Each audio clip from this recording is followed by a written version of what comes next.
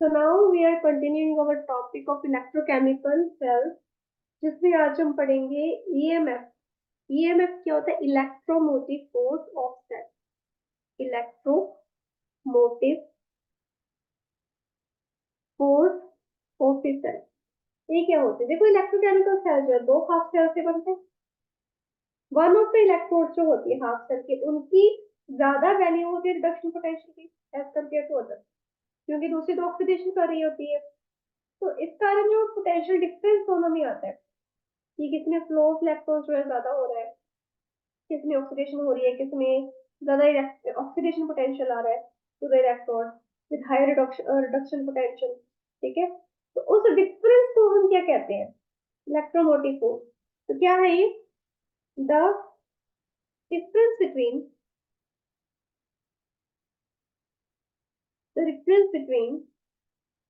the electrode potentials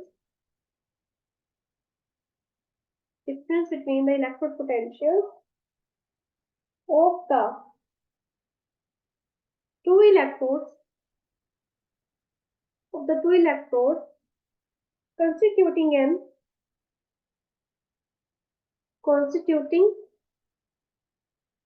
an electrochemical cell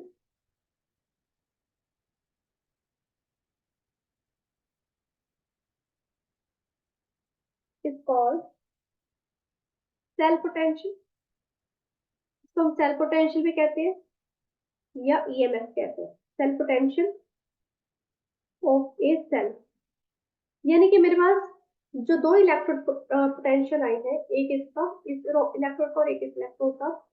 ठीक है, जो दो इलेक्ट्रोड पोटेंशियल आए हैं जिसके अंदर जिसके कारण इलेक्ट्रोकेमिकल सेल बन रहा है, उनके बीच का डिफरेंस फॉर्म इसका क्या 7, इसका क्या 0.85. बहुत डिफरेंस है. तो मानो ये 0.78 ले लो. चलो, दोनों आगे, दोनों का डिफरेंस जो होगा, इन दोनों का डिफरेंस होगा, वो होगा मेरे पास सेल पोटेंशियल. ठीक है, तो ये होता है हमारे पास ईएमएफ ऑफ सेल, ये cell potential of a cell. मान लो, अब इसको डिफाइन कैसे करना है? ईएमएफ को डिफाइन तो चलो कर दिया, रिप्रेजेंट कैसे करना है? ईएमएफ क्या है? मेरे पास इलेक्ट्रोड पोटेंशियल आ गया, किसका? Substance reduce. रिडक्शन का पहले लिख दो, मेन ये पहले ऑक्सीडेशन का लिख दो. जो सब्सटेंस रिड्यूस हो चुके हैं माइनस जो सब्सटेंस जो है ऑक्सीडाइज हो चुके हैं. Substance oxidise. ठीक है, ये मेरे पास ईएमएफ आ जाता है. तो इसको मैं ईएमएफ को E R minus E L भी लिख सकते हैं. ई एल आ गया तो ऑक्सीडाइज हो गया, आर आ गया हो गया जो रिड्यूस हो गया. या इसको एक और तरीका है लिखने का. एक और तरीका क्या है? Electrode potential of cathode, cathode पे रिडक्शन होती है, minus electrode potential of anode, anode पे ऑक्सीडेशन होती है. ठीक है, आर और एल का आप कह सकते हो जो इलेक्ट्रोड पोटेंशियल है जो राइट हैंड साइड पे है, राइट हैंड साइड उसकी, और जो लेफ्ट हैंड साइड पे है उसकी, लेफ्ट हैंड साइड. ऐसे भी ले सकते हो, E R minus E L. ठीक है, तो देखिए, ये जो इलेक्ट्रोड पोटेंशियल है या ईएमएफ है, किसके ऊपर डिपेंड करते हैं? नेचर ऑफ इलेक्ट्रोड्स पे डिपेंड करती है. नेचर ऑफ इलेक्ट्रोड्स पे डिपेंड करेगी. Nature of electrodes. तो जो कॉन्सेंट्रेशन है उसके ऊपर भी वही सेम ईएमएफ इलेक्ट्रोड पोटेंशियल वाली बात. Concentration of aqueous solution. Aqueous solution यानी कि मान लो CuSO4 ले रही है, ZnSO4 ले रही है, उसमें कॉपर पॉजिटिव और जिंक पॉजिटिव की कितनी कॉन्सेंट्रेशन है वो लेंगे. दो हाफ सेल्स है ना, 1 मोल ले लेते हैं, 1 मोलर है एट 298 केल्विन ले लेते हैं, तो कॉन्सेंट्रेशन कितनी है? 1.10 वोल्ट आ जाएगी. तो एक्सपेरिमेंटली हम एब्सोल्यूट वैल्यू तो एक अकेले इलेक्ट्रोड की नहीं निकाल सकते, नहीं निकाल सकते, क्योंकि जो हाफ रिएक्शन है वो इंडिपेंडेंटली तो होती ही नहीं है, कभी नहीं होती. वो तो हमारी थ्योरी चल रही है अभी तक, ये सारा काम थ्योरेटिकल चल रहा है, प्रैक्टिकल अभी कुछ नहीं हुआ. लेकिन हम डिफरेंस जरूर मेजर कर सकते हैं दोनों हाफ रिएक्शन का. कैसे हो ये क्वेश्चन राइज होते हैं कि हम ये डिफरेंस कैसे मेजर करेंगे, या रिडक्शन पोटेंशियल जो है सिंगल इलेक्ट्रोड से कैसे ऑब्टेन करेंगे. तो उसके लिए मान लो अगर मेरे पास सेल पोटेंशियल जो है और इलेक्ट्रोड पोटेंशियल है किसी एक हाफ रिएक्शन का पता हो, यानी कि मुझे ये पता हो और ये पता हो, तो मेरे पास ये आ जाए, ये तो ऑब्वियस सी बात है, राइट। तो जो इलेक्ट्रोड एक्सेप्टिंग टेंडेंसी होती है मेटल की, अब इसमें ना साइंस देखो, मान लो ये कम है ये ज्यादा है, नेगेटिव आ जाएगा, अगर ये ज्यादा ये कम है तो पॉजिटिव आएगा, राइट। तो साइन कन्वेंशन देख लो। देखिए, मान लीजिए मेरे पास अगर इलेक्ट्रॉन एक्सेप्टिंग टेंडेंसी जो है मेटल की, मेटल इलेक्ट्रोड की वो ज्यादा है, इसमें स्टैंडर्ड हाइड्रोजन पोटेंशियल मिलेंगे। देखिए वो क्या रहा है, अगर मेरे पास सेल पोटेंशियल और इलेक्ट्रोड पोटेंशियल दोनों की वैल्यू पता है, तो जो इलेक्ट्रोड पोटेंशियल है अदर इलेक्ट्रोड को कैलकुलेट कर लेंगे। लेकिन मुझे जब वैल्यू पता ही नहीं है, मेरे सामने रिएक्शन रख दी, एक्सपेरिमेंटली में वो डिटरमाइन नहीं कर सकते क्योंकि हाफ रिएक्शन का होता नहीं है कुछ भी, जब वैल्यू पता ही नहीं है तो कैसे इस प्रॉब्लम को सॉल्व करेंगे। एसएच लेंगे, स्टैंडर्ड हाइड्रोजन इलेक्ट्रोड लेंगे, ठीक है, उसको चूज किया जाएगा, उसे असाइन किया जाएगा as standard reduction potential, as standard reduction potential assign किया जाएगा जिसका 0 वोल्ट है वैल्यू, ठीक है। सारी की सारी जो बाकी की हाफ रिएक्शन होंगी जब उससे कंपेयर करेंगे तो मेरे पास क्या है, इलेक्ट्रोड पोटेंशियल इसकी प्रॉपर वैल्यू आ जाएगी, एब्सोल्यूट वैल्यू इसकी निकल के आ जाएगी। ये तो अज्यूम्ड है, ठीक है, इसकी एब्सोल्यूट वैल्यू निकाल लेंगे। अब कुछ चीजों को ध्यान देते हैं, वो चीजें क्या है, साइंस के बारे में देखें कहाँ पर जो है ईएमएफ पॉजिटिव आ रहा है, कहाँ पर ये नेगेटिव आ रहा है। देखिए अगर मेरे पास इलेक्ट्रोड एक्सेप्टिंग टेंडेंसी हाई है, इलेक्ट्रोड में बहुत जल्दी एक्सेप्ट कर लो, दैट मीन्स ये रिडक्शन बहुत अच्छी है, रिडक्शन पोटेंशियल बहुत अच्छा है, तो स्टैंडर्ड रिडक्शन पोटेंशियल क्या होगा, स्टैंडर्ड रिडक्शन पोटेंशियल मेरा पॉजिटिव होगा। अब ये किससे ज्यादा हाई है पर किसके कंपैरेटिवली हाई है, एसएचजी की कंपैरेटिवली, एसएचजी की कंपैरेटिवली अगर इलेक्ट्रॉन एक्सेप्टिंग टेंडेंसी ज्यादा है तो मेरा स्टैंडर्ड रिडक्शन पोटेंशियल जो है पॉजिटिव आएगा। अगर इलेक्ट्रॉन एक्सेप्टिंग टेंडेंसी ये मेटल की है, मेटल इलेक्ट्रोड की, मेटल इलेक्ट्रोड, अगर electron accepting tendency of metal electrode कम है किससे, एसएचजी से, लेस देन एसएचजी, तो क्या होगा, जो रिडक्शन पोटेंशियल है, स्टैंडर्ड रिडक्शन पोटेंशियल है, स्टैंडर्ड रिडक्शन पोटेंशियल है, उसका साइन क्या आ जाएगा, नेगेटिव आ जाएगा, सीधी सी बात है, बड़ा सा काम है तो नेगेटिव आ गया, है ना। तो सारे के सारे जो स्टैंडर्ड, मानो अब ये चीज याद रखनी कि जो लेटेस्ट कन्वेंशन आई है ये पुरानी कन्वेंशन है, ये दोनों की पुरानी कन्वेंशन है, लेटेस्ट कन्वेंशन के अकॉर्डिंग सारे के सारे स्टैंडर्ड पोटेंशियल को ही हमने रिडक्शन पोटेंशियल लेना है, ठीक है, यानी कि यहाँ पर ई नोट की वैल्यू भी वही आ जाएगी, ई नोट आ जाएगा ये, ठीक है। तो उस केस में जो इलेक्ट्रोड होगा जिसपे रिडक्शन ऑकर हो रही है विद रिस्पेक्ट टू एसएचजी, तो वो पॉजिटिव रिडक्शन पोटेंशियल देगा। अगर ऑक्सीडेशन हो रही है, अगर ऑक्सीडेशन हो रही है तो वहाँ पे नेगेटिव रिडक्शन पोटेंशियल होगा, तो जहाँ पे ऑक्सीडेशन है वहां पे क्या है, वहां पे क्या, नेगेटिव रिडक्शन पोटेंशियल, जहां पर रिडक्शन चल रही है वहां पर क्या होगा, पॉजिटिव रिडक्शन पोटेंशियल, ठीक है। तो यहाँ पर आपका टॉपिक खत्म हो गया, ईएमएफ ऑफ अ सेल होता क्या है, difference between the electrode, electrode potential का जो भी वैल्यू है उनका डिफरेंस, किस किस का, जहां पर रिडक्शन हो रही है जहां पर ऑक्सीडेशन हो रही है, उसको हम सेल पोटेंशियल या ईएमएफ भी कहते हैं। नेक्स्ट टॉपिक पे आते हैं, दैट इज इलेक्ट्रोकेमिकल सीरीज, ये लास्ट टॉपिक है इस चैप्टर का, इलेक्ट्रोकेमिकल, इलेक्ट्रोकेमिकल सीरीज। अब ये क्या है, ये एक अरेंजमेंट है एलिमेंट्स की, which is an arrangement of elements in order of decreasing reduction potential, decreasing reduction potential value,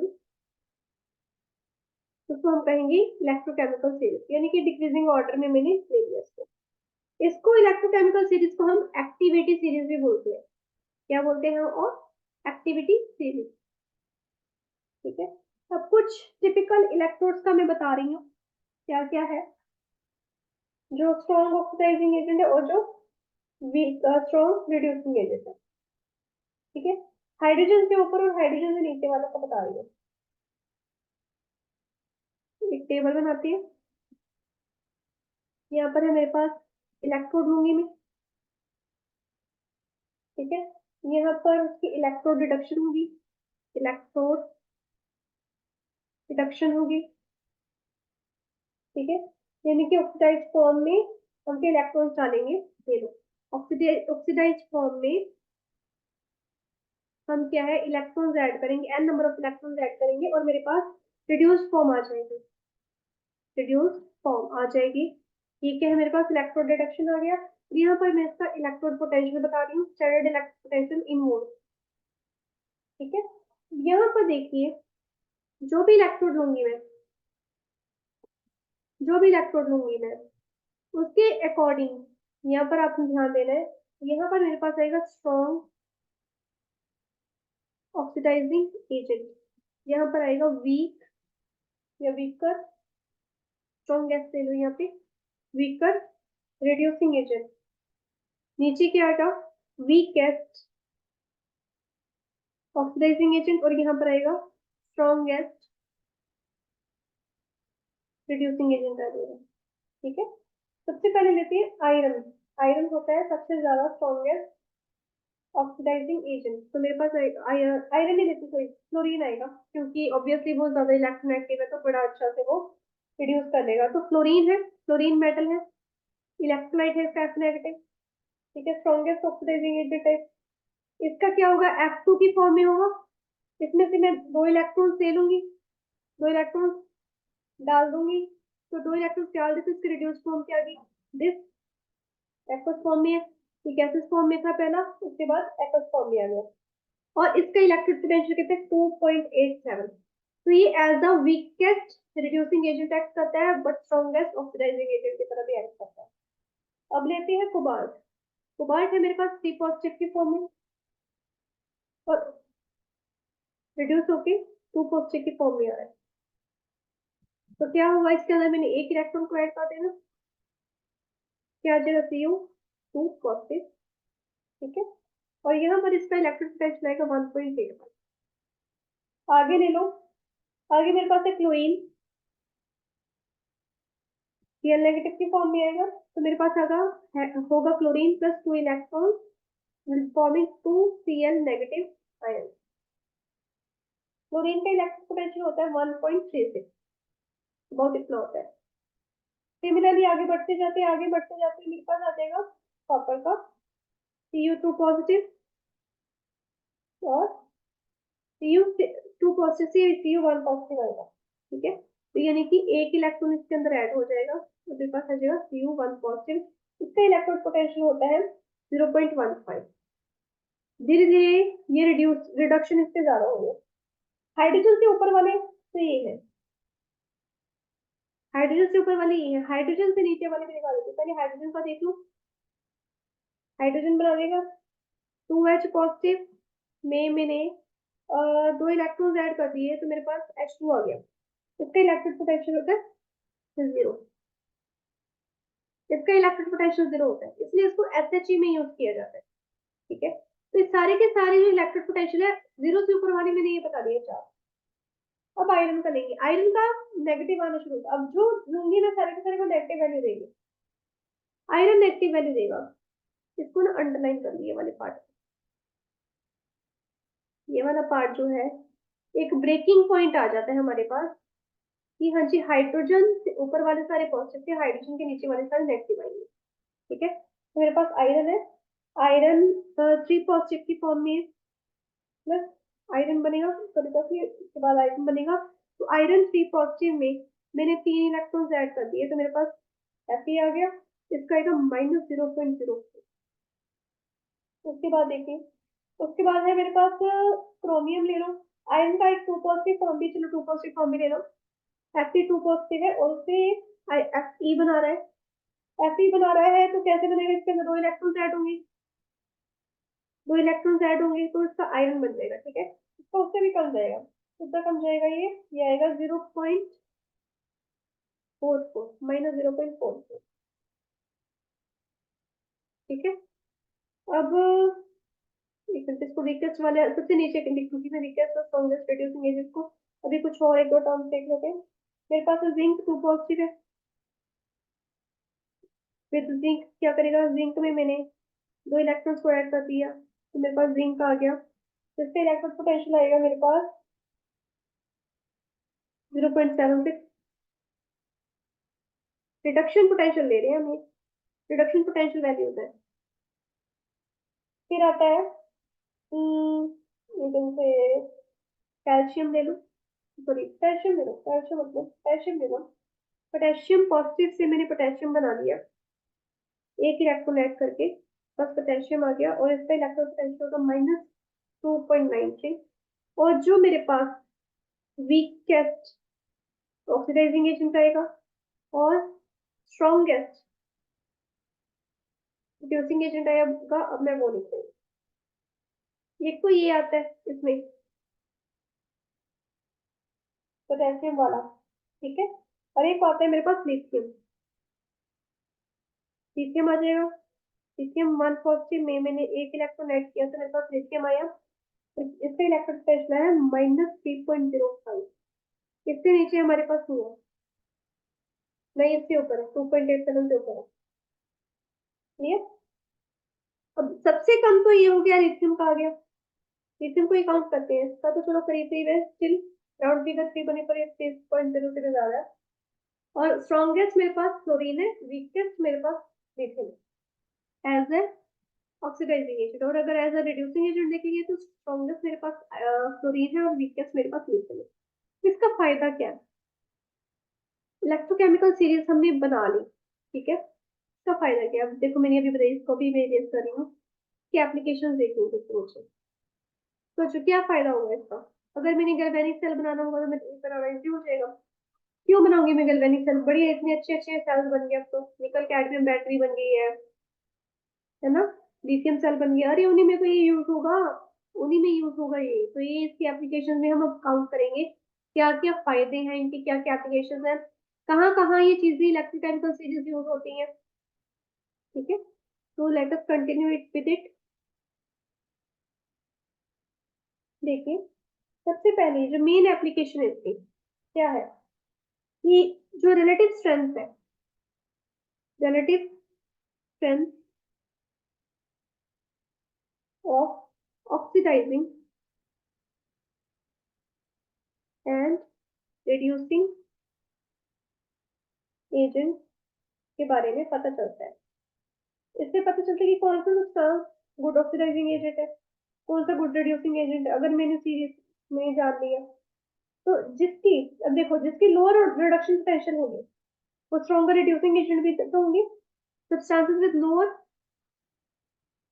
reduction potential, जिसकी जितनी कम होगी वो उतनी ज्यादा स्ट्रॉन्गर रिड्यूसिंग एजेंट होगा। अभी हमने टेबल पे किया, स्ट्रॉन्गर रिड्यूसिंग एजेंट होगा, उतना ही ज्यादा क्या होगा, स्ट्रॉन्गर रिड्यूसिंग एजेंट होगा। तो जिनकी हाई रिडक्शन पोटेंशियल होगी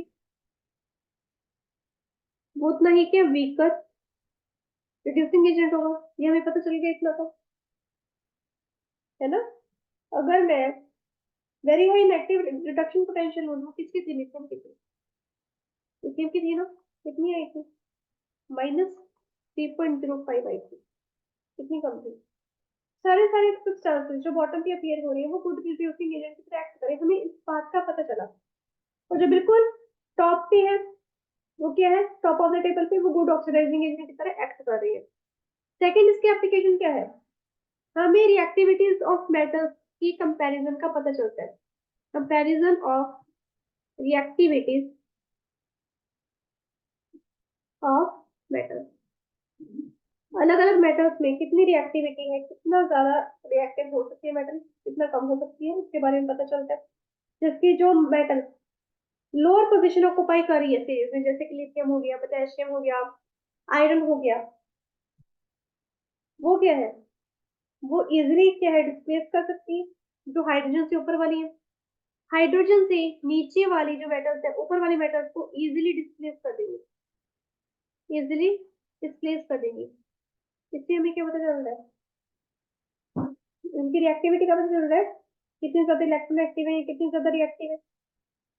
जैसे कि जिंक को मैंने CuSO4 में डाला था, क्या किया था उसने, उसको रिप्लेस कर दिया था ना, रिप्लेस कर दिया था ना, ZnSO4 बना दिया था, और Cu अलग हो गया था। तो नीचे मेरे पास Zn ही था, ऊपर Q था, इफ यू रिमेम्बर। हाइड्रोजन से ऊपर वाले में Cu लिखा था, नीचे वाले में जिंक लिखा था।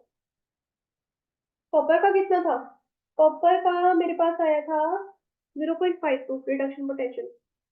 जिंक का कितना था, जिंक का मेरे पास आया था -0.76। तो ये ज्यादा रिएक्टिव है ऊपर वाले से, इजिली डिस्प्लेसमेंट किसकी हो रही है, वो उसकी नॉलेज हमें मिल रही है। फिर हमें कैलकुलेशन, जो मेन मेरे पास है, calculation of EMF of cell, जिसके लिए मैंने ये इलेक्ट्रोकेमिकल चीजें बनाई है, उसके बारे में पता चलता है कि मैंने ईएमएफ ऑफ सेल को कैसे कैलकुलेट करना है। कैसे करोगे, रिडक्शन माइनस ऑक्सीडेशन को करोगे, है ना। सबसे पहले तो दो हाफ सेल की रिएक्शन सीखोगे। पहले लिखो यहाँ पे calculation of EMF of cell. क्या करोगे कि सबसे पहले तो जो दो हाफ रिएक्शंस है, हाफ रिएक्शंस है दोनों, उनको लिख लोगे।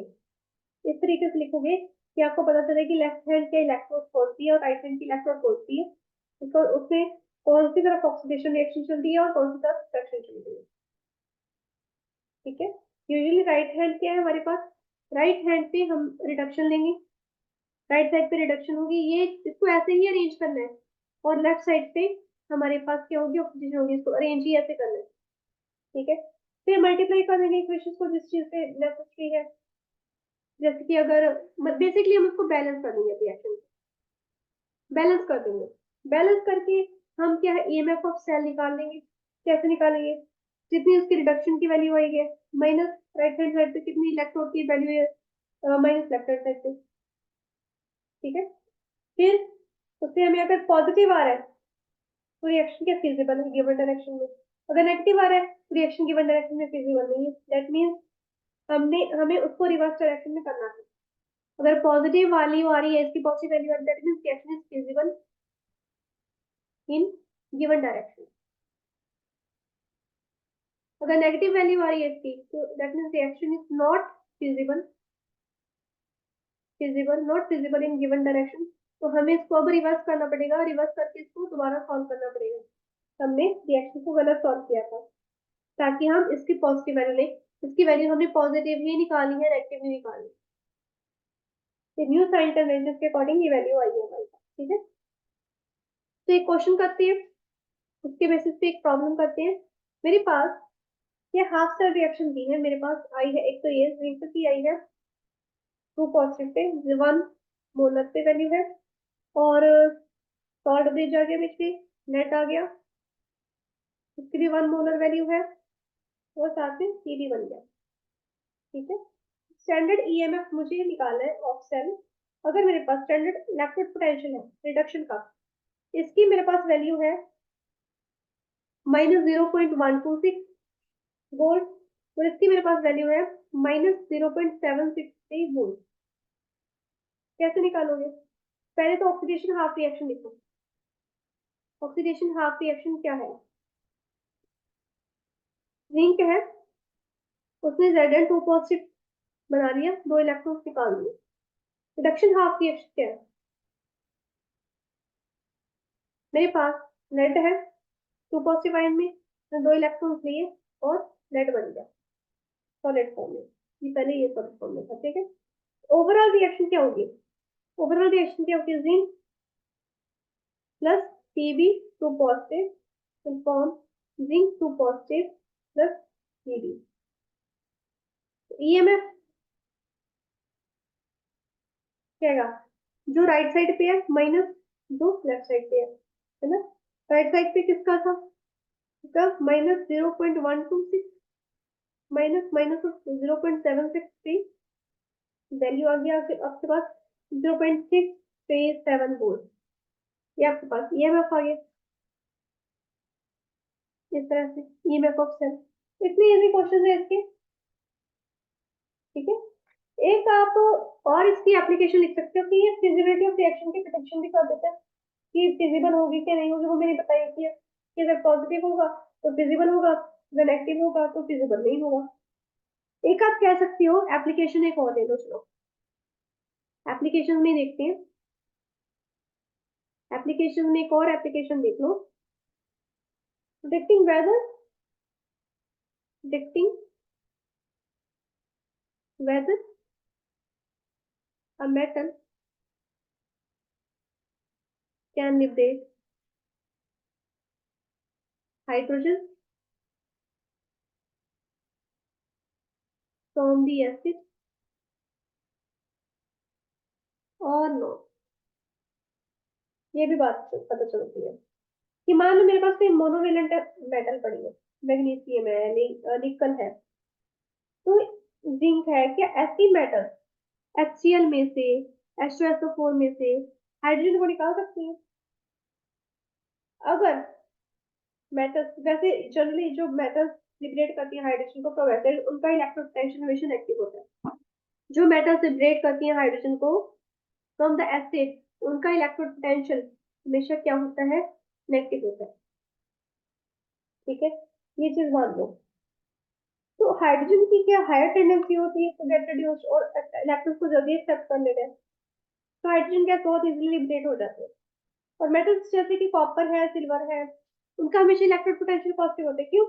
क्योंकि वो लूज ही नहीं करती, वो इनमें से H पॉजिटिव को निकालती ही नहीं है, वो रिएक्ट ही नहीं करती उस तरीके से।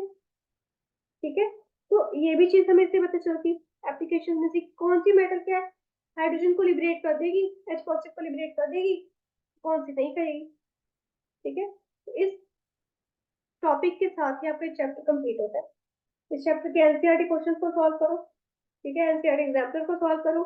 जितनी अगर अदर प्रॉब्लम्स आपको दिख रही हैं, बैलेंसिंग की प्रॉब्लम है, उनको भी सॉल्व करो। और let's how your chapter, result ज्यादा प्रैक्टिस करो। फ्री के मुफ्त के नंबर होते हैं इस चैप्टर के तो। ठीक है, तो will see you in the next class.